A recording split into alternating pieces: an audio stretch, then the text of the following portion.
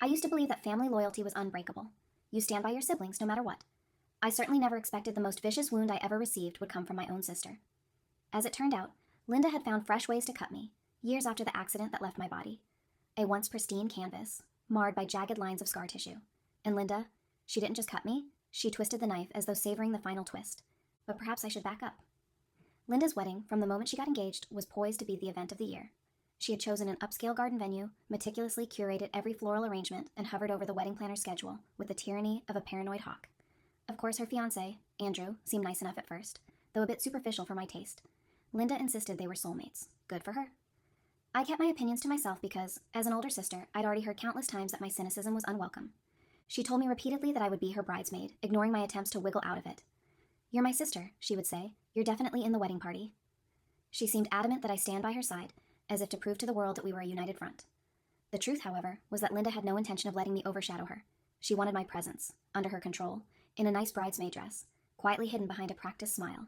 But then, I received a text from her exactly a week before the ceremony. As I read it, my jaw clenched.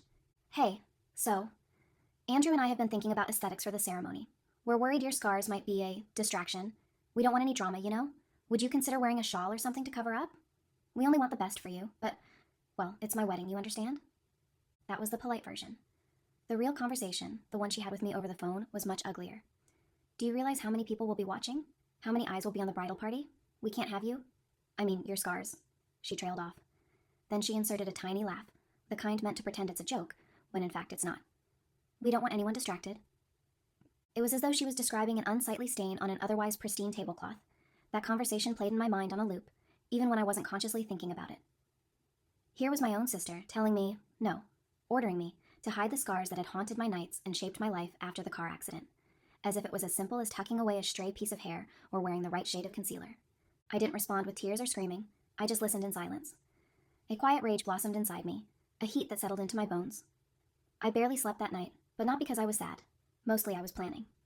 Linda's cruel request was the second blow in that single day. The first one arrived earlier in the morning, a text from my husband, Travis, who was supposed to be on a business trip in Dallas. His message arrived just as I was sipping coffee in my living room. "Let's not drag this out any longer. I can't do this with you anymore. I'm done. I won't be coming home." 10 words that detonated the remnants of our already crumbling marriage. The message was shockingly curt. No explanation, no real goodbye, just a final slash at the fragile thread we'd been holding on to. I blinked at my phone and reread the text. The coffee in my mug turned cold as I stared at those words, but I didn't cry or scream. Perhaps deep down, I already knew it was coming. Call it a sixth sense. Travis had grown distant over the past 6 months. He spent more time on business than at home. He'd freeze whenever his phone buzzed with a text. I had my suspicions, and it looked like they'd been confirmed. 2 betrayals, one from my sister and one from my spouse, arrived within hours of each other. Yet I felt oddly calm. A storm swirling around me, but I was in its peaceful eye. After setting down my phone, I let out a single sigh, short, clipped. Then I realized I was smiling. Perhaps that was the moment I recognized I was done living as a victim, overshadowed by everyone else's manipulations, because in a strange twist of fate, I'd been quietly preparing for these betrayals. I dialed my lawyer, who picked up on the second ring. "Caden, you okay?" she asked, concerned. I told her about Travis's abrupt exit. She didn't sound remotely surprised. "Remember," she said gently, "we put everything in place for a reason. You're protected." Because for the last 6 months, since I first suspected Travis was up to something, I'd taken quiet steps to ensure my finances were separate, my assets well guarded, and my emotional state braced for impact. If anything, this was the moment I'd been steeling myself for. As for Linda, I had no illusion she'd ever truly been supportive. Still, I once believed that beneath her vanity and social ambition, she cared. But seeing her words in black and white, "We don't want anyone distracted," eradicated my last thread of hope that we could reconcile. I texted Linda back, "Don't worry about my scars, I'm staying home." She called me frantically, leaving voice messages about how she never really meant to uninvite me, how it was all for the best. But I didn't pick up. I did, however, begin brainstorming the perfect wedding gift. 3 years ago, after my accident, Linda donated nothing more than a forced hospital visit and flowers that wilted within days. Travis had been by my side then, or so I thought, helping me through physical therapy and psychological sessions. But after about a year, he began drifting. There was no big blow-up, no single day I can pinpoint as the moment we were irreversibly damaged. It was a slow fracturing, and my scars seemed to mark the line between the old me he'd married and the new me he felt no obligation to love. Eventually, I noticed small inconsistencies in Travis's story. Meeting clients late, traveling to suspicious places, last-minute cancellations of our date nights. So I opened a separate bank account. I saved money. I recorded our shared assets in detail, took photographs, scanned documents. My best friend from college was an accountant. She quietly helped me shift my finances out of Travis's reach. No big lumps to arouse suspicion, just an extra 100 here, 200 there. Legally, I consulted with an attorney, Melinda, under the guise of seeking general guidance after my accident. She helped me set up a trust that Travis couldn't touch. By the time he finally pulled the trigger and ended our marriage via text, the gall, I'd already braced myself for the blow. Meanwhile, with Linda, I'd grown used to her microaggressions. She'd cast me in the role of the damaged older sister, the one who wore long sleeves and occasionally winced when old injuries ached. She was the star, the one with the perfect figure and the easy social charm.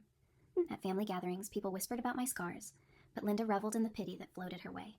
She was the sister of a tragic accident victim, and she never let anyone forget it.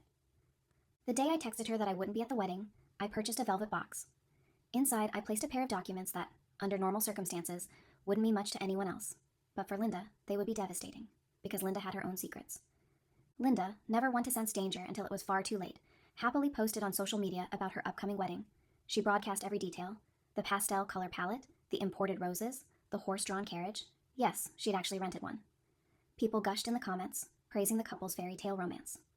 Simultaneously, Travis seemed confident that I'd crumble. In the days following his text, I received more messages. I'm taking my name off the lease, so you'll have to figure out something else. I cleared out the joint savings. We both contributed, so I guess we'll call it even. He gloated in every line, as if expecting me to snap back, beg him for mercy, or chase him with pleas to come back. Little did he know that I had already moved most of our funds to my own account over the last year. The joint savings he emptied held a couple of $100s, mostly from direct deposits into my business checking before I fully switched. I let him believe he'd pulled a fast one, let him have his illusions. As for Linda, she seemed to think I would sulk quietly at home, humiliated by my disinvitation. On social media, she posted a pastel-themed countdown. Can't wait to say I do with all my loved ones by my side.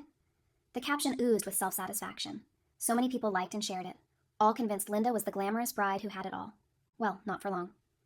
The day before Linda's wedding dawned bright and warm, a perfect day for a garden rehearsal, ironically enough. That morning, I received a desperate phone call from my mother. Did you really say you won't be attending? She asked, voice trembling. Your sister is upset. It's her wedding, Caden. Must we make a scene? I understood Mom's confusion. She hadn't known Linda's request, only that Linda was in a panic. Linda had carefully orchestrated a narrative that I was too emotional to show up, but I didn't feel the need to argue. Mom, I said gently, I wish Linda and Andrew the best, but she made it clear that my presence would be a distraction. I'm honoring her wishes. Mom sputtered. She didn't know how to respond. Linda hadn't told her the real reason. I ended the call by reassuring Mom that I loved her, but I wouldn't be changing my mind.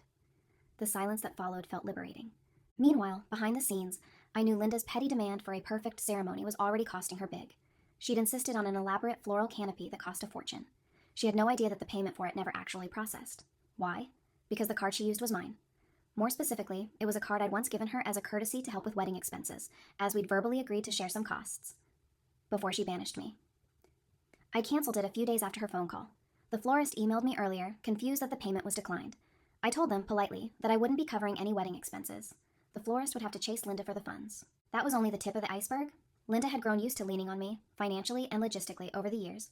She never truly registered that her over-reliance would come back to bite her. On wedding day morning, the canopy was nowhere to be found. Linda scrambled to pay from her own, nearly maxed-out credit cards.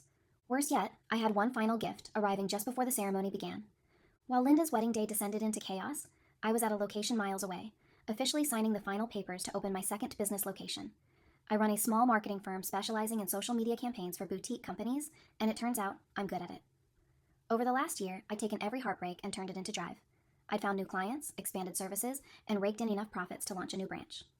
On that very day, I was celebrating a personal milestone, becoming a business owner with 2 thriving offices. After the paperwork was finalized, Melinda, my attorney, gave me a mischievous smile. You realize that if Travis tries to come after you for marital assets, he's out of luck. We've kept everything separate. I nodded and we clinked coffee cups in a small, discreet toast. Travis might have been sure he'd left me with nothing, but he was wrong. I was more independent and financially secure than ever. In a final twist of karma, Travis's new fling, the one he'd been seeing for months, turned out to be about as loyal as a leaf in a hurricane. She was already draining his funds, racking up debts in his name. It was all happening behind his back. He was blinded by lust and the thrill of discarding me. Now he was about to discover that betrayal can be a two-way street. I watched from a quiet distance as Travis's bank accounts began reflecting negative balances. A couple of our mutual acquaintances told me that he was furious I'd apparently taken all the money. One even hinted he might try to contest our separation in court. Good luck. I had months of paper trails, proving that every penny I'd taken was rightfully mine. Though I could have gloated, I chose to remain silent. Nothing kills arrogance faster than watching your illusions shatter on their own. Now, about that wedding gift. Linda's ceremony was scheduled for 4 in the afternoon at a lavish garden estate. The reception was set to begin immediately afterward in an adjacent ballroom. I was not invited anymore, so I stayed home with a good book, some wine, and an invitation to serenity. But I knew precisely when Linda would open her gifts. She had bragged about the gift opening corner for all to see sometime during the reception. She loved an audience. In the middle of the reception, as per the schedule she'd shared, Linda would open her presents while the band played gentle background music. She'd read out each card, show the gift with a flourish. A nice theatrical display, pure Linda. Among the neatly wrapped boxes, she would find a small one from me. Inside that velvet box, 2 documents. Document number 1 was a letter from our paternal grandmother's estate lawyer. Many years ago, Grandma left us an inheritance with the stipulation it would be divided only if we both pursued higher education. I used my portion for graduate school. Linda, however, never finished college. She dropped out after a semester to pursue modeling. Because of that, the money from her share was held back. Years ago, Linda coaxed me into helping her get it anyway. We manipulated some paperwork so it looked like she was still in school. She received the funds. That was in direct violation of the trust's terms. Document number 2 was my neatly typed statement of Linda's admissions to forging transcripts, complete with screenshots of her texting me, begging for help, swearing me to secrecy. I kept them locked away. Attached was a short note from me. You were worried about your reputation if people saw me. I wonder how you'll feel if people see this. Linda, reading these documents, would realize that if these ever came to light, not only would she have to repay a hefty sum to the estate, but her entire carefully curated image could crumble. The ultimate irony. She'd bragged that this wedding was funded by her hard-earned savings. A bold-faced lie. She'd used nearly all of our grandmother's money. If the estate lawyer reopened the case, Linda could face serious legal consequences, and that was without mentioning any charges for fraud. I didn't intend to send her to prison, mind you, but I wanted her to know that I could if I so chose. My scars might mar my skin, but at least I have integrity. Linda's perfect face, her carefully maintained persona, would be worthless if her real secrets came to light. During the reception, Linda made a show of flaunting her wedding gifts. Then she opened mine. She pulled out the documents, read them, turned pale. The band was still playing. Andrew, her groom, stood there, confused. The crowd kept clapping, until they heard Linda's breathy shriek. I wasn't there to witness it, but I got the blow-by-blow from a cousin who texted me updates in real time. Your sister just freaked out on stage. She said your name and looked like she'd seen a ghost. Everyone stunned. Andrew was trying to calm her down, but she's borderline hysterical. Another text came a minute later. She stormed off. Andrew followed. They're in a side room. People are whispering. Then silence for a while. An hour later. She's back, but looks like she's been crying. The wedding is basically ruined. People are leaving early. OMG. I read these texts with an odd sense of detachment, sipping my wine. I took a moment to trace the lines of the biggest scar on my forearm, thinking about how far I'd come. For once, I felt the tightness in my chest releasing. Maybe it was a decade's worth of tension evaporating. In the following days, Linda tried to do damage control. She spun wild stories to Andrew about how I was blackmailing her for money, that it was all a misunderstanding. Meanwhile, Andrew discovered that Linda had lied to him about the wedding budget. He thought her money came from honest sources, but it turned out she'd spent an inheritance that was never legally hers. Their honeymoon was postponed until finances are stable, or so Linda tried to phrase it. The swirl of rumors among friends and family began. Did you hear Linda's wedding turned into a screaming match? I heard Linda's big inheritance was actually shady. She tried to point the blame at me, but that only made people wonder, because I was nowhere near that reception. I'd never set foot in it. How had I ruined it if I never showed up? People started asking questions, and Linda had no satisfying answers. Travis, too, got his own taste of a meltdown. His fling bled him dry. She apparently asked him to sign a lease for her expensive apartment, then vanished. He now faced a stack of bills. His attempts to confront me legally went nowhere. I had all the documents to prove that the bulk of our joint assets had been contributed by me. My business success, my assets, my trust funds, they were mine alone. So, both Linda and Travis ended up exactly where they had once believed I would be. Alone, ostracized, and struggling with bills that threatened to bury them. Each had wielded their betrayal like a weapon. Each assumed I'd roll over and accept my fate. But I'd taken every betrayal and turned it into fuel, forging a life that no longer relied on their approval or their illusions. Over the next few months, I threw myself wholeheartedly into my business expansion. I hired 3 new employees. Ambitious, creative minds who believed in what we were building. With my second location off the ground, new contracts poured in. My confidence soared in tandem with the business's revenue. And personally, I felt liberated. No longer weighed down by a crumbling marriage, no longer expecting a scrap of sincere kindness from my sister, I found I could breathe. Yes, I still had scars. They still etched their stories onto my skin, but for the first time, I realized they didn't define me. I defined them. They were a testament to my survival. I even started dating again. A slow, cautious process, but different this time. No illusions, no self-sacrificing to keep a fragile peace.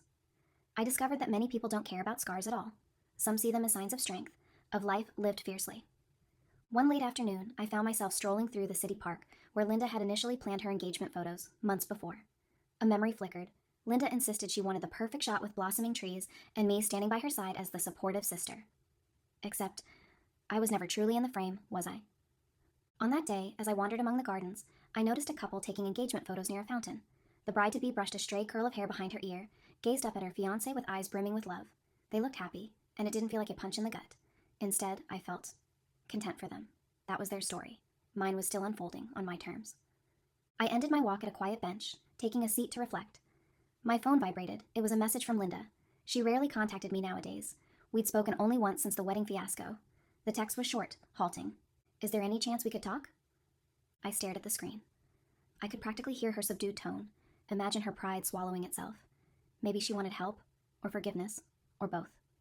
Once, I might have rushed to smooth things over, even if it meant burying my own hurt yet again. But times had changed. I typed a single response. I think we've both said everything that needed saying. I wish you well. I hit send. The phone felt light in my hand. As I slipped my phone back into my pocket, I noticed the faint reflection of my face in the screen, and beyond that, a glimpse of the scars on my arm. They didn't bother me anymore. And in that reflection, I saw someone who'd walked through fire, come out stronger, and refused to be hidden away. Linda had wanted me to stay home from her wedding, to hide my scars from her precious day. She tried to keep me invisible in her world, but in the end, she'd only made me more visible, to myself, to the people who mattered, and to anyone who ever doubted my strength. Linda and Travis had both believed their betrayals would cripple me. Instead, each blow only fortified my resolve. Their illusions shattered, my reality became a testament to resilience. I rose from the bench, shoulders back, feeling the late afternoon sun warming me through the dappled shadows of the trees. My life was my own. My revenge wasn't about spite or cruelty. Though yes, Linda's wedding gift taught her a necessary lesson about underestimating me. My true victory lay in living well. My business thrived, my circle of genuine friends expanded, and my heart healed into a shape stronger than before. It was poetic justice in the end. Linda and Travis might continue searching for something that remains always out of reach, perfection or power, or the next easy out. Me? I found peace in authenticity and self-made success. My scars will always be with me, visible to anyone who cares to look. But they no longer define who I am. That, I realized with a small grin, was the sweetest triumph of all.